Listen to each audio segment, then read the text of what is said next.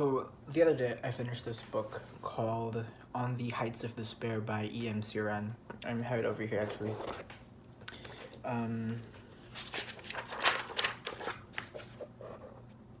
Right, and it's an interesting book. It's a book of essays in the vein of Michel de Montaigne, from back in the Romantic era, the French theoretician and philosopher who popularized the form of the essay.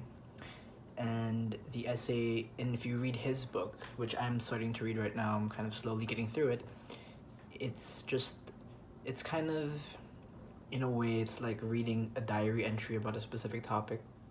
So, but I think Montaigne is much more thorough with his topic. So so the essay, which as most of you probably know, you probably had to write one for school or something, but it's a topic you're supposed to write about, and in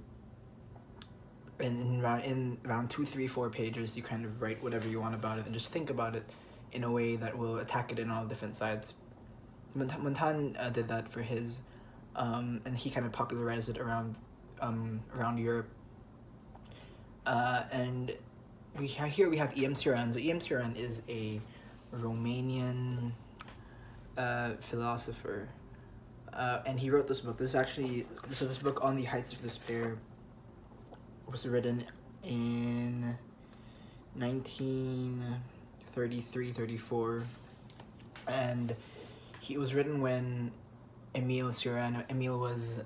Cioran was 22. It was published. It was his first major work, and it drew all sorts of acclaim from all these scholars and critics and all of that. And if you don't know anything about Emil Cioran, he is famous for his for lack of a better term, he is a nihilist. He's a very strong philosophical nihilist and pessimist. I'd read one of his other books before, called The Trouble with Being Born, and that book was about many things. So it was a book of aphorisms, which are shorter, just short thoughts, kind of in the same length as like a tweet or something. Some were a bit longer, but it's essentially short thoughts about subjects in a way. It's like a condensed essay in some ways, like aphorisms. And his main force in that book is discussing this idea that the biggest problem that we have in our lives is the fact that we're living. And he kind of systematically goes through all these aspects of why having a child is immoral, why the world is why we're all suffering, and all this kind of stuff. He is very depressing to read, I think. And in this book, he's actually quite he's just as troubled, and he sounds like he sounds like a troubled teenager or something, one of those emo teenagers. I'm reading some of the titles of his pieces, How Distant Everything Is, or On Not Wanting to Live, or Passion for the Absurd. So a lot of this weariness and agony, on death, on sadness, on melancholy, eternity and mortality. What's fascinating about him is that what I enjoy reading about him is that he's such a good writer. He's so articulate, and the way he expresses his disdain for the world and for everything around him is just such a fun thing to read. I don't personally ascribe to everything he says, but he is, in a certain kind of mood, he can be kind of a little bit convincing. But my favorite thing he wrote here, which is the one I really want to talk about, is his first one. So this is his first book. It's called On Being Lyrical.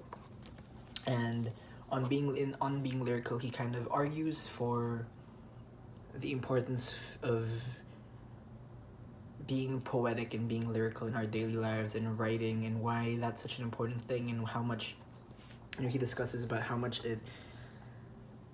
the idea of kind of expressing your essence through writing and looking at the things in a lyrical and poetic way is one of the only things that makes life worth living. And expression, form, all of that is essential to what makes any of this worth it for him. And he has lots of really great lines. He says here, you know, the deepest subjective experiences are also the most universal, because through them one reaches the original source of life. True interiorization leads to a universality inaccessible to those who remain in the periphery. Anyway, so he says a lot of really interesting things. You know, the lyrical mode is utterly barbarian in its expression, but its value resides precisely in its savage quality. It is only blood, sincerity, and fire. And in the first essay, he kind of just explores the reason why he writes, the reason why he lives. For him, it's to express himself, it's to express lyricism and poeticism about the world around him. In a way, for him, for example, it's kind of more negative slant.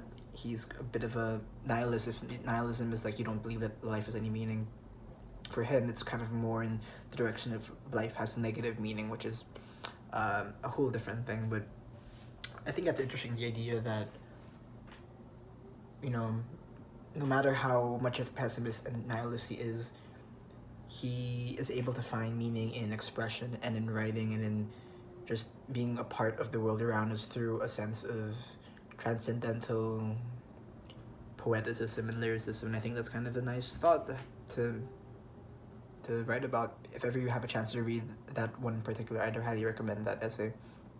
So yeah.